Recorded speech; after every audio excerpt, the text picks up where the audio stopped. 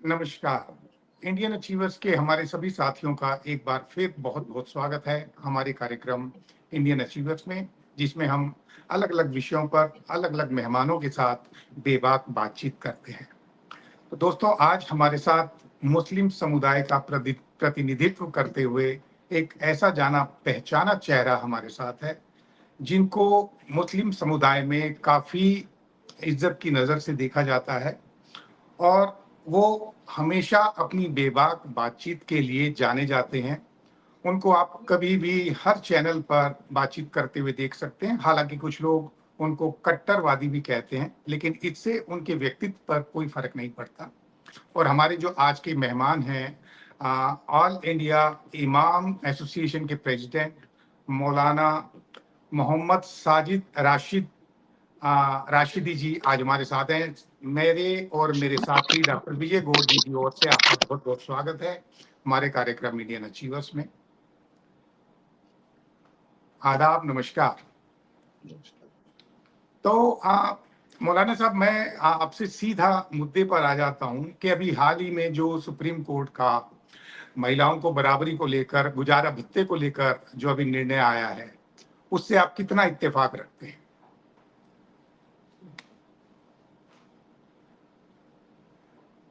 आप तक देखिए, ये मेरी अपनी राय नहीं है। देश का एक संविधान है। देश के उस संविधान ने हर धर्म के मानने वालों को अपने-अपने बाइलाज पर अमल करने के लिए अनुमति दी है। कोई किसी पर दबाव नहीं है कि आप अपने धर्म पर, अपनी धार्मिक बातों पर, अपनी धार्मिक चीज़ों पर अमल नहीं कर सकते। ऐसा कोई दबाव हमारे मुल्क में नहीं है, चूँकि हम संविधान से चलते हैं। इसलिए सुप्रीम कोर्ट का ये जो फैसला है, मैं समझता हूँ कि कहीं न कहीं इसमें चूक है। हमारे जो मुस्लिम पर्सनल लॉज़ हैं, हमारे यहाँ तलाक का एक प्रावधान है। 3 महीने में जो तलाक दी जाती है, 1-1 महीना करके, उसमें सारी प्रक्रियाएँ आ जाती हैं। बड़ी लंबी बात हो जाएगी अगर पूरा मैं बताऊँगा आपको। नहीं, बताइए, थोड़ा-सा उसके बाद बताइए। में जब निकाह टूट जाता है, खत्म हो जाता है तलाक के बाद में, तो फिर नान-नफ़क़े का, भरण-पोषण का कोई वास्ता, कोई रास्ता नहीं रह जाता। ये इस्लामिक अच्छा, मान्यता है। जी। धर्म में इसको बिल्कुल निकाह खत्म होने के बाद फिर उसका भरण-पोषण, उसका नान-नफ़क़ा जो हम उर्दू में कहते हैं कि इसकी जो भी उसका खर्चा-पानी है, वो सब इस्लामिक रूप से तलाक होने के बाद मर्द के ज़िम्मे नहीं रह जाता। वो औरत भी आज़ाद है दूसरे मर्द से शादी करने के लिए, ये मर्द भी आज़ाद है दूसरी औरत से शादी करने के लिए। या दोनों अपना अलग-अलग भी जीवन यापन कर सकते हैं, तन्हा रहकर भी जी सकते हैं, किसी पर कोई किसी तरह का दबाव नहीं है। इसलिए ये जो सुप्रीम कोर्ट का फैसला है, मैं पिछले 1 दशक से एक बात देख रहा हूँ, हिंदुस्तान में जो हमारी न्याय प्रणाली है, उसमें करीब साढ़े 3 करोड़ केसेज़ पेंडिंग चल रहे हैं। जी। कुछ लोग कहते हैं जजों की कमी है, कुछ लोग कहते हैं कि बर्डन बहुत ज़्यादा है, इसलिए ये मामलात हल नहीं हो पाते। बड़ी दुःख की बात ये है कि जो बच्चे दहशतगर्दी के नाम पर मुस्लिम बच्चे पकड़े जाते हैं, उनको बाइज़्ज़त बरी होने में 35-35, 40-40 साल लग जाते हैं और फिर वो बाइज़्ज़त बरी होते हैं, सुप्रीम कोर्ट के द्वारा या हाई कोर्ट के द्वारा, और उनकी ज़िंदगी खत्म हो जाती है। लेकिन ये तो सिर्फ जब मुस्लिम हमारे पास दहशतगर्दों के साथ तो नहीं ऐसे-ऐसे है। केसेज़ मौजूद हैं, सर मैं 1 मिनट में पूरी कर लूँ। जी, जी, जब जी। हमारे पास ऐसे-ऐसे केसेज़ मौजूद हैं, तो हमें क्या ज़रूरत है ऐसी चीज़ों में उलझने की, जिनको हमारे देश का संविधान पहले ही तमाम धर्म के लोगों को उसकी अनुमति दे चुका है, कि आप अपने धर्म पर, अपने धार्मिक मान्यताओं पर खुलकर अमल कर सकते हैं। तो फिर मैं समझता हूँ कि ऐसी चीज़ों को कोर्ट को नहीं लेना चाहिए। तो राशिद साहब, मेरा एक छोटा-सा निवेदन है आपसे और वो ये है जी। कि मैंने बड़े ध्यान से आपकी बात सुनी और मैं हर तरह के धर्म का बड़ा सम्मान करता हूँ, जिसमें मुस्लिम धर्म भी है। अ, मेरा मानना ये है, देखिए आपने 2 बातें कही कि एक तो संविधान के आधार पे ही देश चलना चाहिए। तो मुझे मुझे लगता है कि हमारा जो सुप्रीम कोर्ट है, वो भी संविधान के आधार पे ही चलेगा। वो बिना संविधान के तो वो तो संविधान का व्याख्याता है, वही व्याख्या करता है संविधान की। जी। दूसरी बात, मेरा सवाल ये है सर जो बेसिक है, कि देखो सिर्फ़ ऐसा तो है नहीं कि भारत में ही सिर्फ़ मुसलमान रहते हो सारी दुनिया के। बाकी दुनिया के 56 देशों में और उसके अलावा भी जैसे अब अमेरिका में है, यहाँ मेरे कई मुसलमान दोस्त हैं, हम उनसे बातचीत करते हैं। तो यहाँ पे अगर कोई आदमी तलाक लेता है, डिवोर्स लेता है, तो उसको लीगली पे करना पड़ता है, उसके भरण-पोषण के लिए अपनी पत्नी को, जो भी कोर्ट फैसला करता है। तो मेरा ये मानना है कि फिर दुनिया के एक देश में कुछ हो रहा है, दूसरे में कुछ हो रहा है, तीसरे में कुछ हो रहा है। या तो यहाँ के मुसलमान, मुसलमान नहीं है और सिर्फ़ भारत के ही मुसलमान, मुसलमान हैं। तो ये जो डुप्लिसिटी है, ये जो तरह-तरह से अलग-अलग है, ये क्यों है?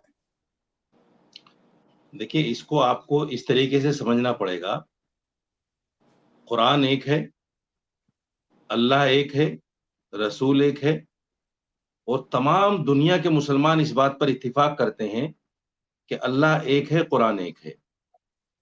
मैंने आपको कुरान की बात बताई है कि तलाक के बाद में उस मर्द के ऊपर जिसने अपनी बीवी को तलाक दी या उसकी बीवी ने उससे तलाक ली, तो उस मर्द पर कोई उसका नान-नफ़क़ा, उसका भरण-पोषण का मामला नहीं है।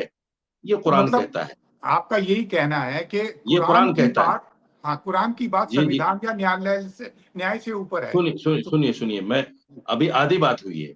जी, ये कुरान कहता है, ये इस्लाम कहता है। अब क्या है कि यूरोपियन देशों में कुछ एक कल्चर चल रहा है, शायद आप उससे ज़्यादा वाकिफ़ होंगे, कि वो लोग आपस में कुछ दिन शादी में रहने के बाद, आपस में इत्तिफ़ाक़ राय से बगैर किसी झगड़े के अलग हो जाते हैं। और वो आपस में एक अमाउंट तय कर लेते हैं कि भई मुझे आप इतना पैसा दे दीजिए और हम अलग हो जाते हैं। तो वो करते हैं, इस्लाम इसको भी मना नहीं करता। दूसरी बात, देश का हमारा जो संविधान है, उस संविधान के अकॉर्डिंग अगर कोई औरत कोर्ट जाती है और कोर्ट उसका कोई भरण-पोषण तय करता है, नान-नफ़क़ा तय करता है, तो इस्लाम इसको भी मना नहीं करता, चूँकि ये देश का संविधान है। इस्लाम तो ये कहता है कि जिस देश में आप रहते हो, उस देश की हिफ़ाज़त के लिए अगर आप जागते हो, तो आप पर जहन्नम की आँच भी हराम है। तो वो इस्लाम जो देश के लिए इतना कुछ कहता हो, वो ऐसा कैसे कह सकता है कि साहब देश के कानून ने तय किया मामला और इसको ऐसा नहीं होना चाहिए। ये देश का कानून है, वो इस्लाम है, जिसको इस्लाम मानना है वो इस्लाम माने, जिसको देश का कानून मानना है वो देश का कानून माने। जी। नहीं, लेकिन एक लोकतांत्रिक देश में सबसे ऊपर तो संविधान है। मतलब आपका ये कहना है कि संविधान से ऊपर आप मुस्लिम पर्सनल लॉ कोड को मानते हैं या नहीं, संविधान को मेरे ऊपर? ख्याल में मेरे ख्याल में सजीदी साहब ने वो रशीदी साहब ने वो बात क्लियर कर दी। वो कह रहे हैं कि भई देखिए कुरान का एक्सप्लेनेशन उन्होंने बताया और फिर उनका कहना है कि अगर कानून देश का एक बात कहता है जो स्लाइटली डिफर करती हो कुरान से, तो वो भी मान्य है, ऐसा उन्होंने अभी कहा है। मेरे ख्याल में सही कह रहा हूँ रशीदी जी या मैं कुछ गलत कह रहा हूँ? बिल्कुल, बिल्कुल, बिल्कुल। तो तो चलिए इससे बहुत सारे केसेज़ मेरे सामने भी ऐसे हैं कि जी, तलाक के बाद में औरत जाती है कोर्ट, जी। तो उसको मिलता है पे। रशीदी साहब एक और छोटा-सा प्रश्न आपसे ये है, जी। इसका मतलब क्या आप समझते हैं कि इस तरह अब ये एक कदम है कॉमन सिविल लॉ की दिशा में देश में, कि एक-एक करके देखिए जो आपने बात की अभी, आपने कहा कि भई अगर कानून कहता है तो वो एक्सेप्टेबल होना चाहिए और होगा, क्योंकि कुरान ये भी कहता है कि जिस देश में रहते हो उस देश के कानून का सम्मान करो। तो फिर अगर कल को एक-एक step by step common civil law अब जैसे तलाक वाले मामले में ही यही नियम हिंदू पे या सिख पे या क्रिश्चियन स्त्रियों पे लागू होता है। वही अब मुस्लिम औरतों पे होगा। तो समान हो गया, सबका बराबर हो गया। तो इसी तरह बाकी नियमों में जब इस तरह के बदलाव किए जाएँगे तो आपका उस बारे में क्या विचार है? क्योंकि वो तो होगा, जिस दिशा आप में मुझे जा ये रहा है। बताइए आप मुझे ये बताइए, जी, हिंदुस्तान का ऐसा कौन-सा कानून है, जो जी। हिंदू के लिए अलग है, मुसलमान के लिए अलग है? एक कानून बता दीजिए मुझे आप। नहीं, कानून कोई नहीं है, वो तो मुस्लिम लोग अपने सारे अलग कानून कानून तो कॉमन चलाते हैं है। ना। जी, भाई सारे देखो, कानून तो कॉमन है। नहीं, जी, लेकिन तो आप फिर लोग तो अपना नए अलग कानून नए चलाते हैं ना। नए कॉमन सिविल कोड की जरूरत क्या है? मैं ये समझना चाहता हूँ। आपने जो जी, सवाल किया है, मैं उस पर ये समझना चाहता हूँ कि जब हिंदुस्तान के सारे कानून कॉमन हैं, जो भी जी। कानून मुसलमान पर लागू होता है, वो हिंदू पर भी लागू होता है। जो हिंदू पर लागू होता है, वो वो तो ईसाई लागू होता है, और सर लेकिन दूसरे आप जैसे लोगों पर भी उसमें लागू लागू होता होने है। सर देते तो हैं जैसे फिर तो। मैं नए कॉमन सिविल आपने कोड की जरूरत क्या है? नहीं, तो मैं मुझे जैसे ये आप बता आपको दीजिए, कितना अगर लागू मैं होने समझना देते हैं, आप चाहता अपने हूँ। कानून भी तो सर लगाते मैं हैं ना। आपको ये कहूँ कि बराबर कहाँ है? हाँ, क्रिमिनल जो कोड है वो सेम है।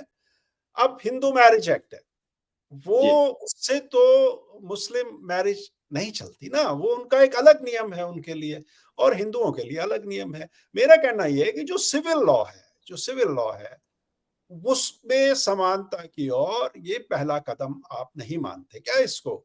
कि भई आधी पॉपुलेशन तो समानता पे ट्रीट होनी शुरू हो गई है अब कि भई तू भी बराबर है और तुम भी बराबर हो, तो बराबर सारा एक कानून हो गया।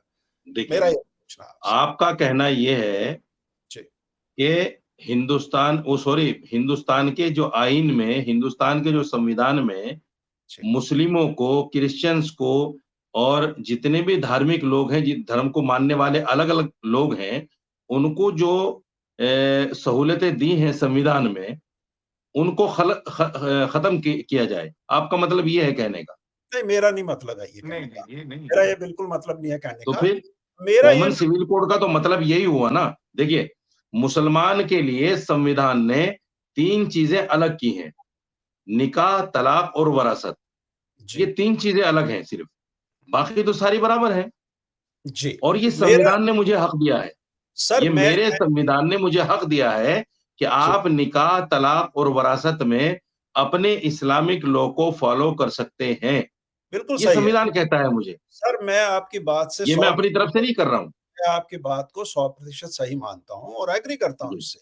मेरा इसमें कोई वो नहीं है, मैं इसको कोई चैलेंज नहीं कर रहा। मैं सिर्फ़ आपको ये कह रहा हूँ कि ये सही है या गलत है। देखो ये निर्णय ना तो मैं तो बहुत संविधान को हल्का बदलना पड़ेगा ना मेरे भाई। नहीं, जो संविधान को बदलना पड़ेगा, अब सवाल ये है यहाँ पे, मेरा सवाल ही बिल्कुल अलग था। मैं ये कह रहा हूँ जो चल रहा है मेरे मेरे लिए वो तो सही है, मेरे को कोई दिक्कत नहीं है उसमें।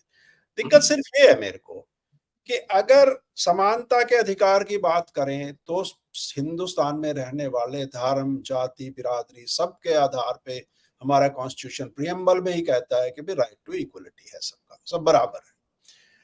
धार्मिक आधार पे जब हम डिफरेंस की बात करते हैं, अभी तक ये था कि स्त्रियों को, मुस्लिम स्त्रियों को दूसरी तरह से दूसरे कानून के तहत चलना पड़ता था। अब इन्होंने ये उसको समान कर दिया। मेरा सवाल सिर्फ ये नहीं है कि गलत है या सही है। मेरा सवाल ये है कि ये क्या उस दिशा में एक कदम नहीं है कि भई कल को नहीं, मैं तो नहीं मानता इसको। एक और सुप्रीम कोर्ट डिसीजन दे मैं तो कॉमन सिविल कोड की तरफ एक कदम नहीं मानता इसको। चूँकि ऐसे अच्छा, मामलात तो मेरे सामने हज़ारों हैं जी, कि मुस्लिम औरत ने कोर्ट जाकर अपना मंथली लिया है। अच्छा। हज़ारों केस है मेरे सामने और आज से नहीं, आज़ादी के बाद से अब तक का यही मामला है। तो सर तो आज कोई ये नया केस थोड़ा ही है। तो सर फिर जो मुस्लिम क्लर्जी है या मुस्लिम मौलाना है, मुस्लिम धर्म गुरु हैं, उनका क्या एटीट्यूड रहता है ऐसी स्त्रियों स्त्रियों के बारे में देखिए, जो मैंने आपको बताया, जी, एक है इस्लाम, जी, एक है देश का कानून। जी, इस्लाम ये कहता है कि उसको बाद में कुछ नहीं मिलेगा। राइट, इस्लाम ये कहता है, हुँ, तलाक के बाद में उसको कुछ नहीं मिलेगा। ये इस्लामिक राय है।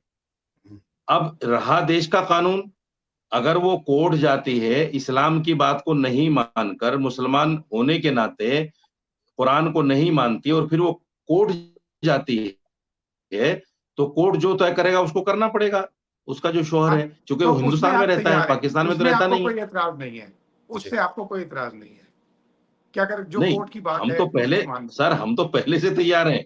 मैं कह रहा हुँ, हूँ हज़ारों केसेज़ हैं ऐसे। हमने कहाँ कहा है कि भई इसको नहीं मिलना चाहिए, हम कोर्ट के मुखालिफ हैं, हम अच्छा, हड़ताल अच्छा, करेंगे, हम कोर्ट के मौलाना खिलाफ साहब जाएँगे, एक बात ऐसा कहाँ है? बताइए, एक एक बात लेकिन मैं पूछना चाहता हूँ लेकिन आपसे। लेकिन जी, जी। जी, मैं आपसे एक बात पूछना चाहता हूँ, क्या इस बात से आप इत्तेफ़ाक बताइए। रखते हैं कि महिलाओं को बहुत बुरी तरीके से दबा के रखा गया और उनको आज भी सिर्फ मन बहलाव और पर्दे की वस्तु माना जाता है। और उसमें अब एक बदलाव के लिए जो शुरुआत हुई है, उसको आप लोग शायद टॉलरेट नहीं कर पा रहे। क्या ऐसा आप मानते हैं? मर्द होने के नाते आपसे मैं एक सवाल करता हूँ, क्या आप अपनी जी। औरत से दबते हैं नहीं, या दबना औरत एक को अलग दबा चीज कर है। रखते हैं? ना, ना सर, दबना एक अलग चीज है और दबा नहीं, के रखना आप एक अपनी अलग औरत चीज को है। दबा कर रखते हैं? जबरदस्ती दबाना एक अलग चीज है और अगर औरत नहीं, की नहीं, सही नहीं। बात को मानना, देखिए, वो दबना नहीं है। एक चीज़ सुनिए, ये सवाल आप मुझसे करेंगे, मैं आपसे करूँगा, लेकिन जी। हकीकत ये है कि कोई भी आदमी, चाहे वो किसी भी धर्म का मानने वाला हो, औरत को दबाकर नहीं रखता। सर बताइए मुझे नहीं, कौन औरत को दबा कर दबाकर नहीं रखता है? रखता, लेकिन उसको कुछ पर्दे अनपढ़ में लोग रखता है। हैं कुछ अनपढ़ लोग हैं, जो औरत पर ज़ुल्म भी करते हैं, मार-पिटाई भी करते हैं, गाली-गलौच भी करते हैं और बहुत कुछ करते हैं। अच्छा। लेकिन ये बहुत चंद लोग हैं, ये बहुत थोड़े लोग हैं। ज़्यादातर लोग अपनी औरत को अपना जीवन साथी समझते हैं और उसको बराबर का दर्जा देते हैं। तो अच्छा, ये वैसे एक मैं मेरे को रशीदी साहब, मालूम नहीं है चलिए कि मैं सर मुझे एक लगता सेकंड, है मेरे को एक छोटी सी बात पूछनी है। वैसे मुझे नहीं मालूम है कि जैसे आपको हक है 3 बार तलाक तलाक बोला तो वो तलाक हो जाता है, तो आप में क्या महिलाओं को भी ये हक है कि वो भी अगर ऐसे तलाक तलाक बोले तो उनको तलाक मिल जाता है? देखिए, इसके लिए फिर मैं कहता हूँ कि हमें इस्लाम को समझना पड़ेगा। जी। इस्लाम ने कुछ चीज़ें मर्दों को दी हैं, कुछ चीज़ें औरतों को दी हैं। जैसे इस्लाम ने तलाक का हक मर्द को दिया है, ऐसे ही औरत को खुला लेने का हक दिया है इस्लाम इस्लाम ने। खुला का मतलब भी एक तरह से तलाक ही होता है, जुदाई यानी अपने शौहर के साथ ना रहना, खुला इसको कहते हैं। अच्छा, अच्छा। जी। अगर कोई औरत अपने शौहर से बहुत ज़्यादा परेशान है और वो उसके साथ जीवन नहीं बिता सकती, ज़्यादा तंगी है, ज़्यादा परेशानी है, तो हमारे यहाँ शरई अदालतें हैं। कुछ जगहों ओके। पर जमीयत उलमा हिंद की तरफ से और बहुत सारी मुस्लिम पर्सनल लॉ बोर्ड की तरफ से शरई अदालतें हैं जो ये काम करती हैं कि भई खुला के लिए अगर कोई औरत अपील करती है, तो वो बाकायदा उसके शौहर को बुलाते हैं, शौहर को भी सुनते हैं, औरत को भी सुनते हैं। अगर उनको लगता है कि हाँ, ये आदमी ज़ालिम है इस औरत के लिए और इस औरत औरत को हमें अलग कर देना चाहिए, तो उन शरई अदालतों में मुफ्ती जो बैठते हैं, वो मुफ्ती इस्लामिक रूह से, कुरान की रूह से उन औरतों को मर्दों से अलग कर देते हैं। अच्छा, उसको तो खुला मतलब कहते हैं। आपका कहने का मतलब ये है कि उनको वहीं शरिया अदालत में जाना चाहिए, सुप्रीम कोर्ट या भारतीय अदालत में नहीं जाना चाहिए। नहीं, मेरा कहने का मतलब ये नहीं है। जी। आप गलत ले रहे हैं फिर मेरी बात को। मेरा कहने का मतलब ये है कि शरीयत ने औरत को भी खुला का हुक्म दिया है। हुँ, हुँ। वो मुसलमान रहते हुए, इस्लामिक कानून को मानते हुए, अपने आप को अपने शौहर से अलग कर सकती है। शरई अदालतें हैं उसके लिए। लेकिन अगर वो फिर मैं कहता हूँ, अगर वो शरई अदालत को नहीं मानती, मुफ्तियों की बात को नहीं मानती, तो वो कोर्ट भी जा सकती है। जी। तो रशीदी साहब, मेरे को लगता है गुप्ता जी जो बात कह रहे थे, थोड़ा-सा मैं उसको स्पेसिफ़ाई करना चाहूँगा कि जब आप ये कहते हैं कि भई कहाँ कौन दबा के रखता है, तो बात यहाँ रेजिमेंटेशन ऑफ रिलिजन है। जो थोड़ा-सा डू ज़ोर से बोलिए, आवाज़ कम है। जो मतलब इनका मायना था कि जो रेजिमेंटेशन ऑफ रिलीजन है मुस्लिम धर्म में, जहाँ पे डू और डोंट्स है कि भई आप ये करोगे और ये नहीं करोगे आप, ये कर सकते हो और ये नहीं कर सकते। ऐसे कपड़े पहनोगे, ऐसे बाहर जाओगे, ये करोगे और तो वो उसमें वो जो खुलापन है, गुप्ता जी का मतलब उस बात से था कि भई न दबाना आज़ादी नहीं है, आज़ादी हाँ, नहीं है। दबाना मतलब हम देखिए किसी को फिजिकली थोड़ा दबा रहे हैं, पर सर, कहते हैं सर, हम सर उस दूसरे रिलीजन्स के कंपैरिजन में जब हम देखते हैं, तो हम ये पाते हैं कि थोड़ा-सा रिचुअलिस्टिक वैल्यू सिस्टम मुस्लिम धर्म में ज़्यादा स्ट्रॉन्ग है एज़ कंपेयर टू हिंदुइज़्म और क्रिश्चियनिटी और जैनिज़्म आप और देखिए देखिए एक बात सुनिए आप, मैं आपको जी, एक बहुत मामूली सी और समझने वाली मिसाल देता हूँ। जी, हालाँकि नॉन-वेज है, जी, कोई बात नहीं। आप अगर मार्केट जाते हैं और कहीं से चिकन या मटन 1 किलो लेते हैं, जी। तो उसको आप खुला तो नहीं लाते, बिल्कुल सबके सामने ऐसे ओपन करके, तो मतलब जी, महिला बल्कि चिकन उसको मटन तो अच्छे नहीं है से ना? पॉलीथीन में जी, वो तो उसको अच्छे से पॉलीथीन में जी। ढककर छुपा कर लाते हैं। मतलब वस्तु इसलिए है, तो महिला मीडिया, वस्तु है। आपका ये कहने का मतलब है कि अरे चिकन सर मटन मेरी की पूरी तरह बात तो महिला सुन वस्तु है, लीजिए। उसको पर्दे में आप मेरी रखा जाए। पूरी आप मेरी पूरी बात तो सुन लीजिए। जी, जी, आधा अधूरा ज्ञान हमेशा नुकसान देता है। पूरी जी, बात जी, सुनिए। जी, पूरी बात सुनने के बाद फिर सवाल कीजिए। जी, जी, देखिए, मैंने मिसाल दी आपको कि जब हम 1 किलो चिकन या मटन को बहुत ढककर छुपाकर लाते हैं, तो जो हमारी महिला है, वो एक संपूर्ण स्त्री है। अगर हम उसको कहते हैं इस्लामिक रूप से, जो हमारे यहाँ पर्दा ज़रूरी है, इस्लामिक रूप से, जो हमारे संविधान ने भी हमें इजाज़त दी है कि आप अपने इस्लाम पर अमल कर सकते हो। अगर हम उसको कहते हैं और वो पर्दा करती है, उसमें दबाना कौन-सा है? हज़ारों, लाखों, करोड़ों मुसलमान औरतें बेपर्दा भी नज़र आएँगी आपको। कोई डंडा लेकर तो नहीं कराता, एक छोटी-सी कोई बात, गोली बंदूक की अगर नोक पर अगर तो नहीं आपको कराता। ऐतराज़ ना हो, एक छोटी-सी बात पूछना चाहता हूँ। बताइए। आपने ये बोला, मैं आपकी बात से इत्तेफ़ाक रखता हूँ। मैं सिर्फ़ एक चीज़ जानना चाहता हूँ कि क्या वाक़ई आपकी सारी मुस्लिम महिलाएँ खुद से भी, अपनी इच्छा से भी पर्दे में रहना चाहती हैं? सिर्फ़ ये जानना चाहता हूँ, सच्चाई बताना आप, बिल्कुल सच बोलना। देखिए, इस्लाम कुरान की एक आयत मैं आपको बता देता हूँ। कुरान में है ला इकराहा फिद्दीन, दीन जी, में कोई ज़बरदस्ती नहीं है। अगर कोई दीन के किसी काम को ज़बरदस्ती कराता है, तो वो इस्लाम नहीं है, ये समझ लीजिए आप। जी, सपोज़ दैट अगर कोई डंडा मारकर किसी से नमाज़ पढ़वाता है, वो इस्लाम नहीं है। डंडा मारकर रोज़ा रखवाता है, वो इस्लाम नहीं है। डंडा मारकर पर्दा करवाता है, वो इस्लाम नहीं है।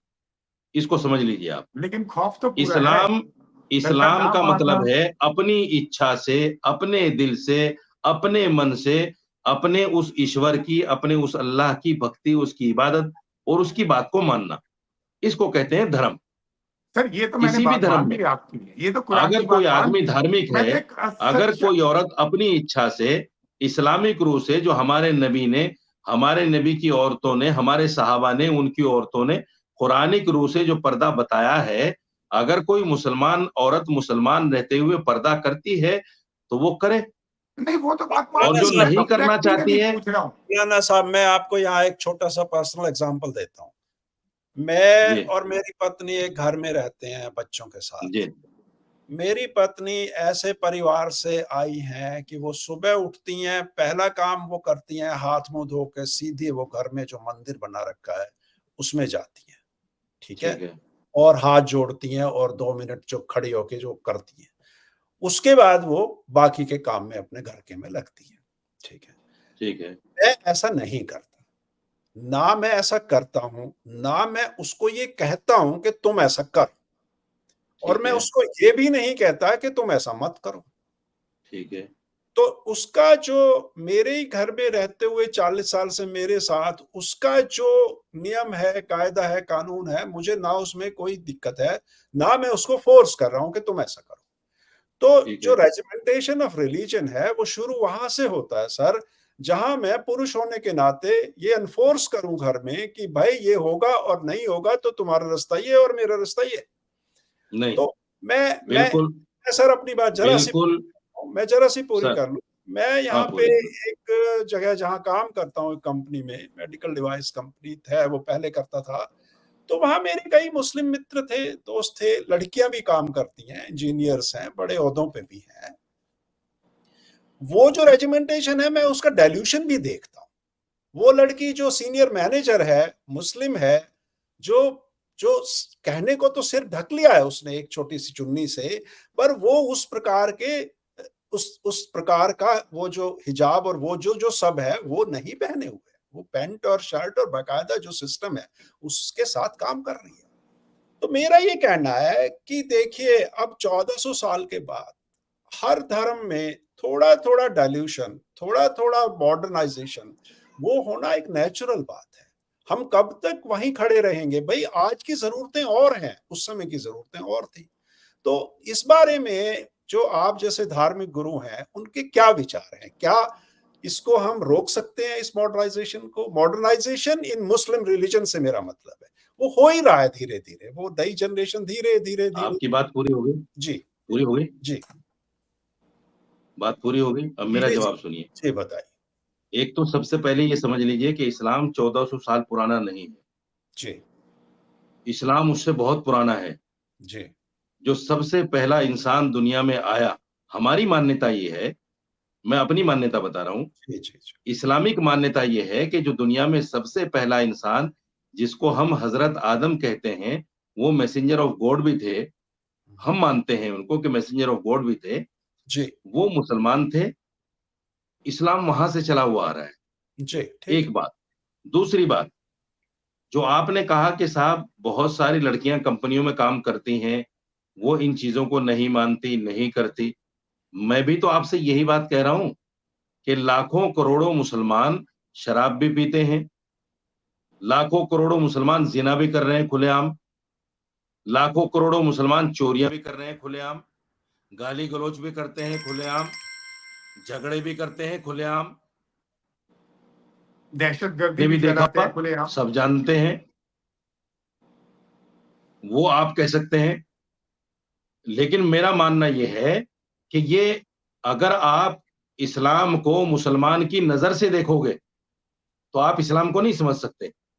नहीं, तो हम इस्लाम अलग चीज़ है, ये इस्लाम एक को रिलिजन है मुसलमान की नज़र से क्यों और देखें? मुसलमान का हम जो तो अमल है भारत की नज़र से सर देखेंगे ना। सुनिए 1 मिनट, जी, मैं बीच में बोलने का आदी नहीं हूँ और बीच में बोलना पसंद भी नहीं करता। ना मैं आपके बीच में बोलूँगा, ना आप मेरे बीच में बोलें। जी, मेरी बात पूरी हो जाए, एक जी, सवाल और कर लीजिए फिर मैं जवाब दूँगा। जी, जी, जी, सही है। मेरा मानना ये है कि अगर आप इस्लाम को मुसलमान के अमल की नज़र से देखेंगे कि साहब मुसलमान तो ऐसा करते हैं, ये इस्लाम हो सकता है या नहीं हो सकता है, ये गलत हो जाएगा। इस्लाम को अगर आपको देखना है तो कुरान देखिए, कुरान पढ़िए, नबी की ज़िंदगी पढ़िए, हदीस की जो किताबें हैं उनको समझिए। मुसलमान तो सारे गलत काम करता है और मुसलमान भी है।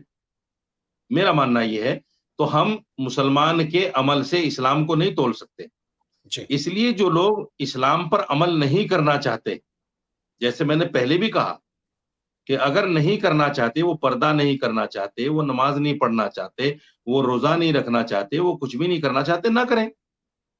लाखों करोड़ों लोग हैं जो अल्लाह को भी नहीं मानते, लाखों करोड़ों लोग हैं जो कुरान को भी नहीं मानते, लाखों करोड़ों लोग हैं जो मोहम्मद सल्लल्लाहु अलैहि वसल्लम को भी नहीं मानते, किसी नबी को मैसेंजर ऑफ गॉड नहीं मानते, लाखों करोड़ों लोग हैं ऐसे। अगर मुसलमानों में से भी कुछ लोग ऐसे हैं जो नहीं मानते तो ना माने, इस्लाम पे जी, उस पे उससे कोई फर्क नहीं पड़ता। जी, इस्लाम ये है कि आप खुद भी अच्छे काम करो और जो आपके साथ में रहते हैं उनसे भी अच्छे काम करने के लिए हुक्म करो।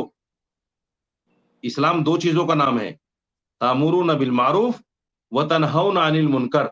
अच्छे मतलब काम की उनको हुक्म करो, कहो और बुरे काम से उनको रोको। ये जी, इस्लाम है। जी, अगर कोई नहीं मानता, देखिए एक ज़माना था जबकि आप ज़िक्र करेंगे कि साहब जिहाद है, फलाँ है। एक ज़माना था जिस वक़्त लड़ाइयाँ होती थी, जिहाद होते थे। आज तो जिहाद नहीं है। जी, तो इसलिए आज के वक़्त में हम डंडा लेकर, बंदूक लेकर, फ़ोर्स करके किसी से इस्लाम नहीं मनवा सकते जी, और ना इस्लाम कभी फ़ोर्स करके मनवाया गया है। जी, कुछ लोगों की धारणा है कि साहब इस्लाम तलवार से फैला है, ज़बरदस्ती फैला है। उन लोगों की नॉलेज कम है। मैं ये कहता हूँ कि वो ज्ञानी नहीं, अज्ञानी है। आधा-अधूरा ज्ञान लेकर चलते हैं। अच्छा जिन्होंने ब इस्लाम को और मोहम्मद साहब की जीवनी को पढ़ा है, वो मानते हैं जहाँ आप यूरोप में बैठे हैं, अमेरिका में बैठे हैं, आज यूरोप का कल्चर ये है कि बड़े-बड़े फ़िल्म स्टार, बड़े-बड़े इंजीनियर्स, बड़े-बड़े ओहदों पर बैठे हुए लोग कुरान को पढ़कर मुसलमान हो रहे हैं।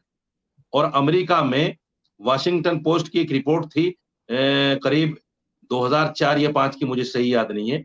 मुझे मेरे किसी दोस्त ने भेजी थी वो। 60% इस्लाम और देशों की जगह यूरोप में फैल रहा है जी, और लोग कुरान पढ़कर, मोहम्मद साहब की जीवनी पढ़कर उसको समझ रहे हैं। तो देखिए, इसको इस तरह से मत देखिए। धर्म का मतलब ये है, धार्मिक होने का मतलब ये है कि धर्म की मान्यताओं को आपको मानना पड़ेगा, तभी आप जी, धार्मिक कहलाएँगे। तो और ये बशीर चीज़ कि साहब कुछ चीज़ों को मान लो, जैसा इस्लाम में और दूसरे धर्मों में यही फ़र्क है, कि साहब जो मनाया उसको मान लिया और जो मनाया नहीं माना। मैं रावण तो को पूजता हूँ, आप राम को पूजते हैं। मैं गोडसे को मानता हूँ, आप गांधी जी को मानते हैं।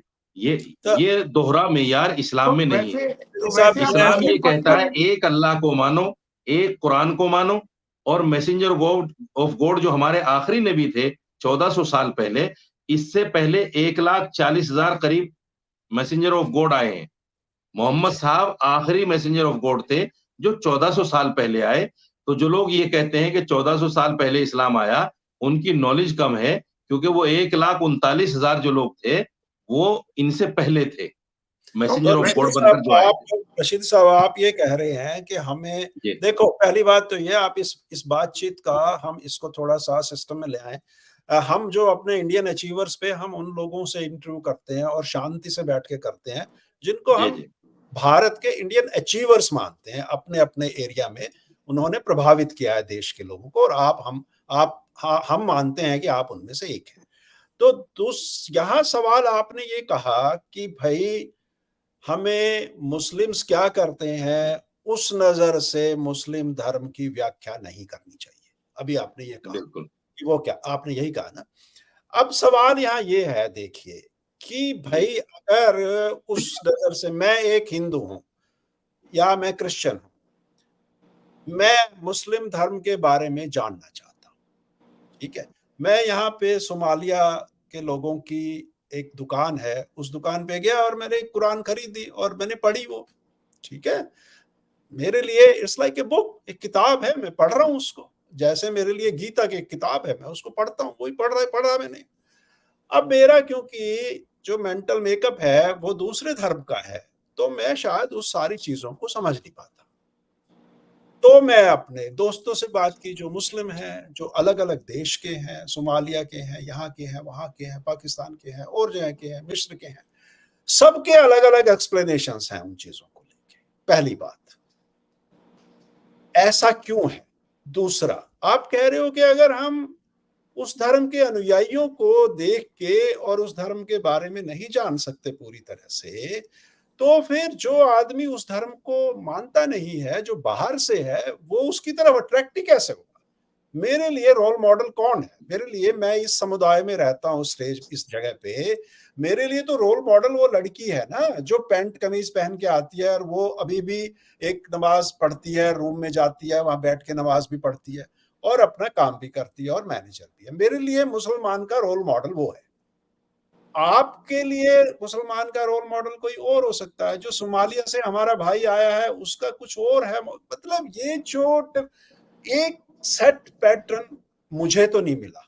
आप उसके बारे में कोई ज्ञान दें। और मेरे को लगता है कि आज के युग की जिस तरह से हम, एक अभी भाई साहब ने एक बात की कि भाई दहशतगर्द भी हैं, भाई जिस तरह की ब्रांडिंग हो रही है वो, उसका कारण ही मूल रूप से ये है कि हमने कोई एक सेट नहीं है हमारे पास कि भाई ये है, देखिए ये विंडो है, आप इसमें से झांकिए और आपको ट्रू इस्लाम का पिक्चर नजर में आएगा। तो इसमें इसका सर जो है जनरल परसेप्शन यही है, जनरल परसेप्शन यही है कि मुस्लिम जो लोग हैं वो दबाने की प्रक्रिया में ज्यादा रहते हैं, मतलब वो डोमिनेटिंग और इन एक्टिविटीज में ज्यादा रहते हैं, और रशीदी वो भाई एक साहब, इमेज बनी हुई है, रशीदी साहब वो भाई एक एक लाइन इमेज साहब, और, बनी हुई है। रशीद साहब एक आप लाइन और लोग बोलूंगा, वहां भारत से आप ज्यादा, एक लाइन और, भारत से जी ज्यादा भाई साहब ने जो ये बात कही गुप्ता जी ने, ये फीलिंग यहाँ ज्यादा होती है। हमें यहाँ ज्यादा हमें लगता है कि भाई क्यों आप इनको प्रोफाइल कर रहे हैं, किस लिए, why should we do it?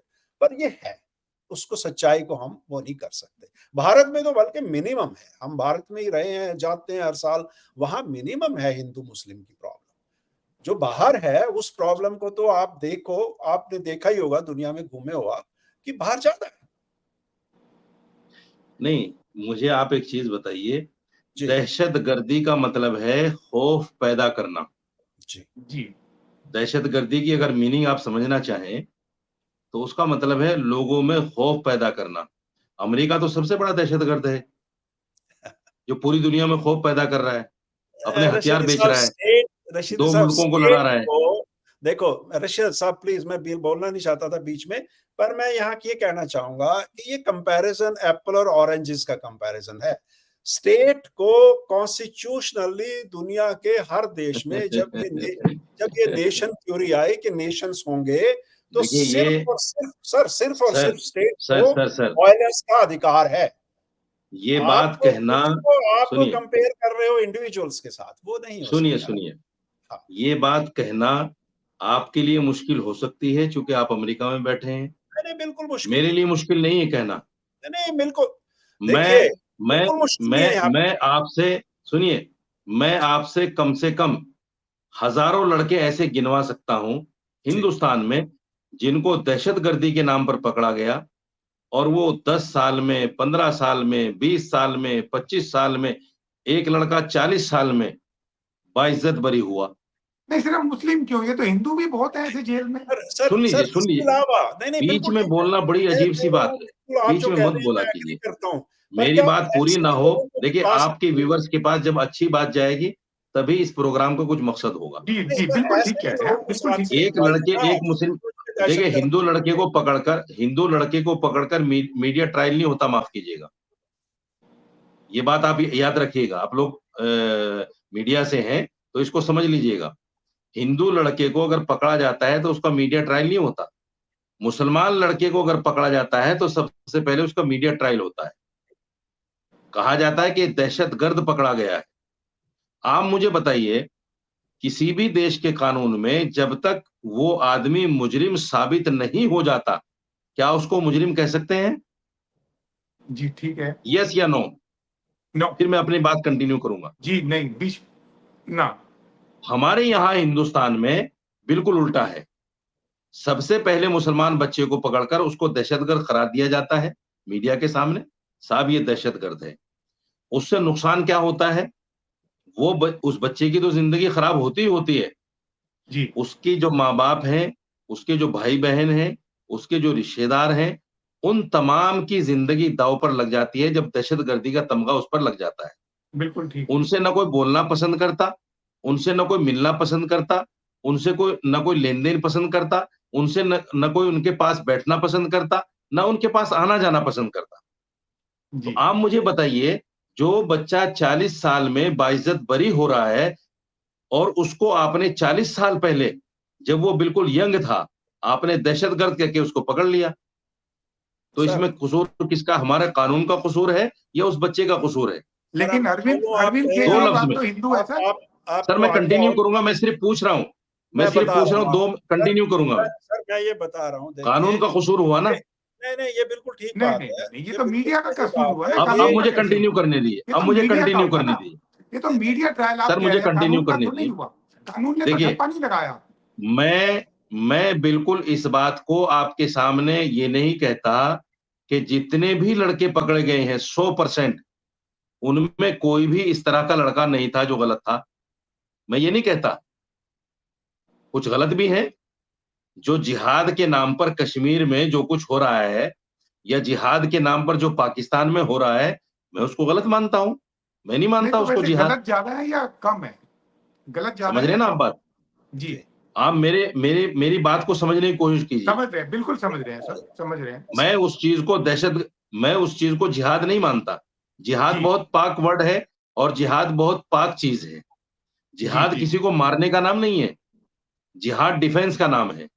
अगर इस्लाम को पढ़ेगा कोई आदमी तो पता चलेगा, मोहम्मद साहब ने जितनी भी जंगें लड़ी हैं, वो डिफेंस किया है, आपने अटैक नहीं किया है कहीं भी।